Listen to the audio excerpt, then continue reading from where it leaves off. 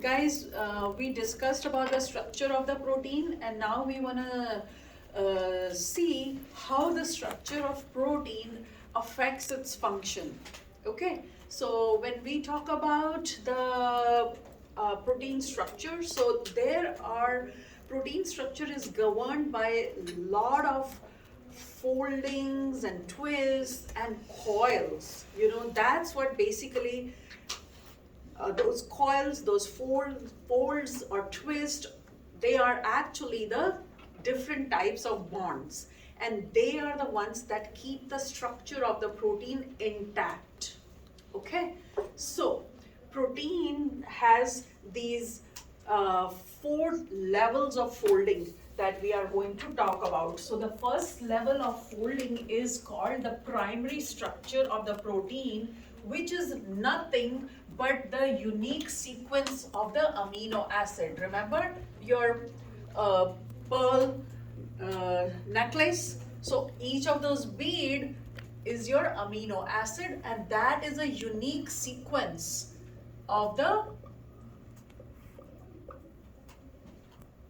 polypeptide chain. So each protein will have a different type of amino acid sequence, and that's how you get a different type of protein. Make sense? So this is called the primary level. Just your pearl necklace is basically nothing but a primary level of folding. Okay, so this is your primary level. Now if you want to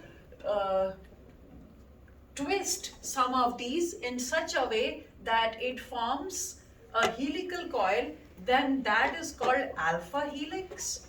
Okay, and there are some that are like beta pleated sheets. They are arranged one on top of other, and they are called beta pleated sheets. And if you remember, I told you that they are like laying one on top of the other, just like the dryer sheets. If you guys have seen the bounce or the package, you see how when you take out one of the dryer sheets, how they all kind of try to come out. Have you ever noticed that? So the way those sheets are folded inside the bounce pack is what that type of structure is, the beta pleated sheets. Okay, so you'll have to memorize. So these both alpha helix and beta pleated sheets are the secondary level of the protein structure. Make sense? So both alpha and this. So this is found in most of the proteins, and there are coils and folds. This is a certain way it folds, that there is the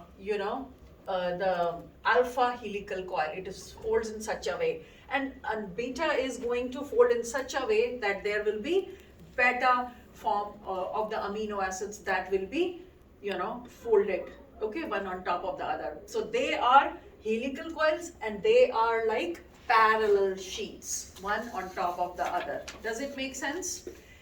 Another example in nature for beta pleated sheets that you can say is the spider web. Have you seen a spider web? See how if this is the web, you see, that's how the web, it's going to be parallel like that. You see, like that. So that's also an example of beta pleated sheets. In nature, that's what, see, the spider is forming the web, and that web is basically nothing but is made up of protein, and that's the secondary level of folding. Make sense, guys? So when you see alpha helical coils and when you see beta pleated sheets, that means that is the secondary level of folding in the protein structure. Make sense? Then the third level is called the tertiary level.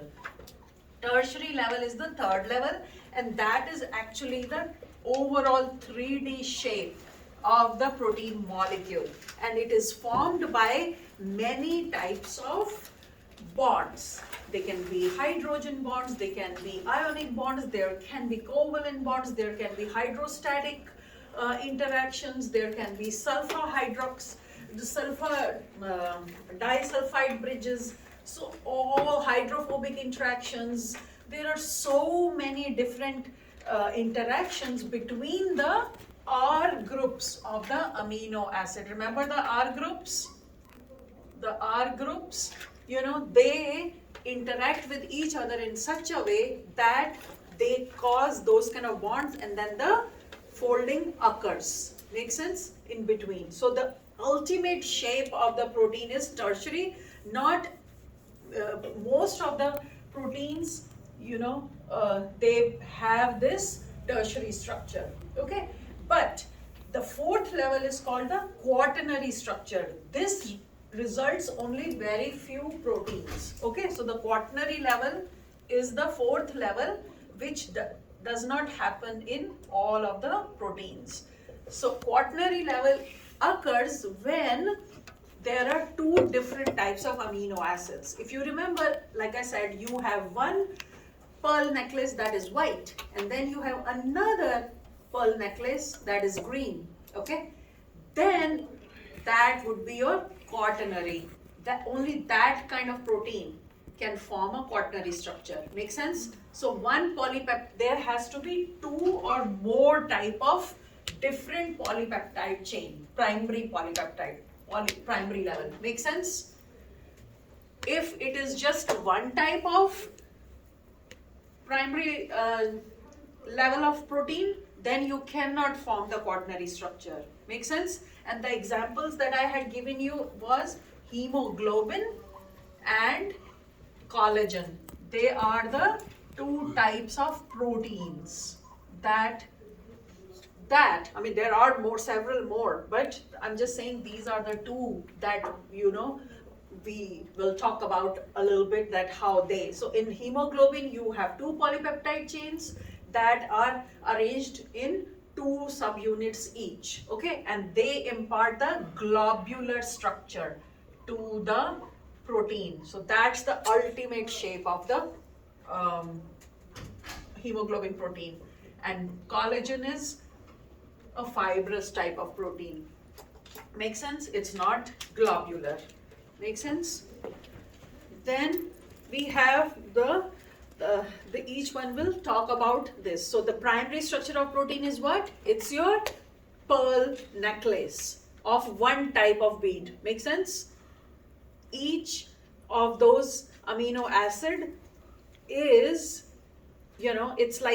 is a unique sequence of the amino acids. Okay, and it's like the order of the letters in a word that will decide what kind of what kind of a protein it will be. So the primary structure is the original, the unique order of the amino acid. Let's say if this is the primary structure of the hemoglobin, let's say valine, serine, arginine, then it always has to be this. Serine always has to come after valine, arginine always has to come after serine, glutamic acid always has to come after arginine, and then cysteine, and it keeps on going on and on. Make sense? But if any of these sequence gets disturbed, then you have a misformed protein. Make sense?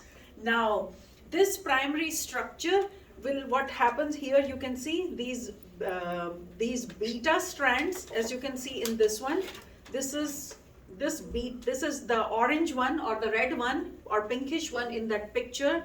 You see, those are the beta strands which come together. Okay, so this one right here and this one right here. So this is a big polypeptide chain. You see how each one of the nucleic amino acids are joined together? Make sense? So each one of this, so they are arranged, they are coiled, right? So all these red ones you see, or pink ones, they are orange ones, they are the beta strands which will come together and will form a beta pleated sheet, which is going to be your secondary structure. Make sense? After there is a straight chain, then they start to coil, which is the secondary. So depending on what kind of beta strands or alpha strands, it results into alpha helical coil or beta pleated sheets. Okay, so these particular on the edges, mostly the orange ones, they are going to form the beta. They are going to come together to form a beta pleated sheets. So that particular sequence of the amino acid will come together and sit on top of each other like a spider web, which is, if you see, they are like parallel to each other in whatever direction, right? Or if that comes easy to you, the drier sheets, then let that be. Make sense? So that's how you end up forming the beta plated sheets. And then there is alpha helical coil also. So this, you see, is a alpha helical coil, and you see the this is the blue one is the alpha helix. So all these amino acids, they are coiling, and each one of this is going to, from this coil to this coil, they are going to be joined by hydrogen bonds. Make sense? That happens in alpha. This one is your hydrogen bond. Make sense? This one is hydrogen bond. Got it? And then this is what happens in alpha helical coil and beta plated sheets. This is how they look like. These hydrogen bonds are formed in the upper and the lower sheets. These dotted lines are your hydrogen bonds. Remember from your chapter, hydrogen and water and life chapter, anytime you have dotted lines, that denotes that there is a presence of a hydrogen bond between the chemicals. Make sense? So this is hydrogen bond, and that's how they exist. You see, helix means what? They are helical coil. And sheets means what? They are one on top of each other. So you just have to memorize those terms and it will be easy. Okay? Just one point if I miss. Yeah. So I think the blue ones will form the alpha helix region. I forgot to say that here. So blue amino acids like this one right here, blue, they are going to coil in a alpha helical coil, and the orange ones are going to coil in the beta plated sheets. Make sense? And that's how they create the secondary level of folding. Clear, everyone? Okay. And then you have the tertiary structure. Now tertiary structure results how? Tertiary structure results by having these secondary structures also, and then on top of it you have many more interactions like hydrogen bonds, ionic bonds, van der Waals interactions, and also some strong covalent bonds like disulfide bridges, and they ultimately form the tertiary conformation. So as you can see, these are the hydrogen bonds. This is a tertiary level of folding. You have the hydrogen bond here, then these are your hydrophobic interactions. Okay, so this is between the R groups, right? And this is the ionic bond. As a result of ionic bond, what happens? One ion gets a positive charge and other gets a negative charge. So this yellow region is the ionic bond. This is the hydrophobic interaction, and these are called disulfide bridges. What are disulfide bridges? In the amino acid called cysteine, you have sulfur. So when two cysteine sulfurs come together, they form di. Di means two, sulfide means sulfur. They form like a bridge. So they are called disulfide bridges. This is very unique about the cysteine amino acid. Okay, so when you have so many interactions, hydrophobic, hydrophilic, ionic, covalent, disulfide bridges, hydrogen bonding, van der Waals interactions, so they all ultimately result into the tertiary level of folding, which is the final shape of a protein, of every protein. Make sense? Except for the ones that go further and have two different polypeptide. In that case, they will have the quaternary level of folding. Is that clear, guys? So collagen is a fibrous protein that consists of 3 polypeptides that are called like a rope. So remember this collagen? So they have 1, they have 2, let's say this one is second type of polypeptide. Okay, so they have 3 and they have 1. You see, there are 3 different types of polypeptides. You see that? This is 1 type, second type, this is third type. So 3 polypeptides, they coil and they form a fibrous protein called collagen that sits right here inside our skin, and that because of its fibrous nature, you know, our skins are kept taut. Make sense? But you start to lose it once, you know, you become older, you know. So that's why people's skin start to sag. Make sense? And then similarly, like I said, hemoglobin is a globular protein and it has 4 polypeptides. Okay, not just 2 but 4. It has 4. So hemoglobin has 4. Each one of them has an alpha and beta. Okay, alpha and beta. So ultimately it becomes 4. So that, let's say there is a 4th one also here in case of the.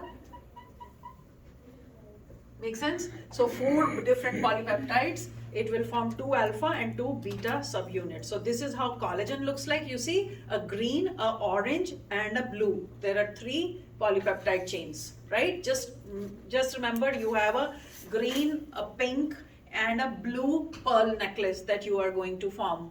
Okay? Make sense? They all coil and form a collagen fiber, and this is your hemoglobin protein. So it has, although it has 2 main, but each of those 2 have alpha and beta component to it, subunit to it, and that's why they end up being 4. Make sense? 4 subunits.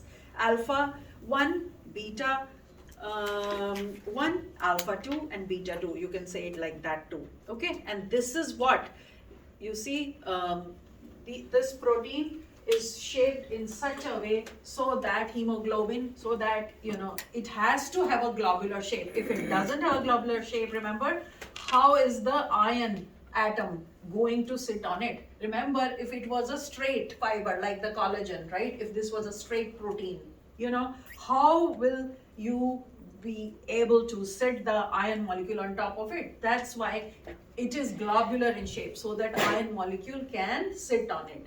You know, there's a little davit, it can sit on it. So that's what we mean by that the structure of protein determines its function. Okay, for the skin, you need the skin to be stretched. That's why collagen is a fiber, right? If it was globular, then your skin cannot remain, you know, stretched or taut. Make sense? Make sense? Same thing, if your hemoglobin is straight or fibrous, then you cannot have the hemoglobin, the iron particles sit on it, and then your blood cannot carry oxygen, and then you are anemic most of the time, right? If your oxygen is low, iron is low, then what do you become? You become anemic, right? That's why you're told to eat well. So this is a disease called sickle cell that results because of the change in the primary structure. Remember, I told you how the primary structure, which is your original necklace, bead necklace, has to have the perfect order of the amino acid. If any amino acid is wrongly inserted in that chain, right? In your white pearl necklace, let's say a pink bead got introduced, right? What is that? That's your wrong amino acid, right? Then can you have the full white color necklace? Pearl necklace? No, right? Because you have one different amino acid. Now it doesn't look like white, right? You have a pink. So same thing, one of the amino acids here gets swapped. Like, let's say if it is supposed to be valine here, and you know, we get arginine here, so it gets substituted. Then what happens at the genetic level, I'm saying, that results in abnormal hemoglobin molecules, which causes the red blood cell to not form the globular shape, but form a sickle shape. You see that? This is normal red blood cell, this is sickle shape. Make sense? So this makes it very hard when the shape of the red blood cell or the hemoglobin protein becomes like this. It becomes very hard for the blood to pass through the arteries and veins, and that's why these people are anemic. Okay, because when they have this kind of a shape, they are literally poking through they can't really be, you know how tiny our blood vessels are, the veins and arteries, right? So it is very difficult for the blood when it is this shape to pass through those tiny blood vessels. Have you ever looked at your veins? right? It's so small, right? So the blood cannot pass through it well, and that's why those people become anemic. And that's why, because of this shape, the blood is called sickle cell anemia. Make sense? Now this is what I was talking about. You see, this is the sequence of the prime amino acids in the primary structure: valine, histidine, leucine, threonine, proline, glutamic at number 6, and another glutamic at number 7. So here you see everything is same, but at number 6 the glutamic acid becomes valine amino acid. So that's just slight little bead swapped from a normal glutamic acid to valine. Like a normal, let's say if it is a bead, normal, your blue colored bead necklace, now it has one orange bead in it, and that spoils the whole structure of the blood cells. The proteins aggregate into fiber, their capacity to carry oxygen is reduced, and you get sickle cell anemia. Make sense? That's all I wanted to tell you. So now we can proceed on to the next one. Before I finish this, one more thing. So when the protein loses its actual shape, it is called denatured. Okay, when protein loses its secondary structure, it loses its tertiary structure, then it becomes denatured. Okay, so you need to remember that word, denaturation. Denaturation is, see, this is a protein molecule that is highly folded and twisted and coiled. You see that, right? So this is the normal form. But there are sometimes, if you raise the temperature very high, or if you raise the pH or very low or very high, then what happens is these coils and twists and curl, they fall apart and it becomes like this. Make sense? It becomes a primary structure. So the tertiary structure loses and it looks like a primary structure, which is what? Just a polypeptide with amino acids, right? That's when it's called the protein has denatured. So when proteins denatures means it has lost its nature, it has lost its shape. Make sense? So once it loses its shape, it also loses its what? Function, right? Just like we saw, the correct amino acid was not there. So the round red blood cells, right? They could not carry much oxygen. They became sickle cell shaped and they made people anemic, right? Make sense? So it lost its actual function. Make sense? That's all you have to know. What is denaturation? This knowledge will come in handy for your lab, because you will be doing the lab next on the in enzymes lab, and that's when all this knowledge will come in handy. That's why I'm laying so much stress on it. Okay, so now we will talk about the, maybe you can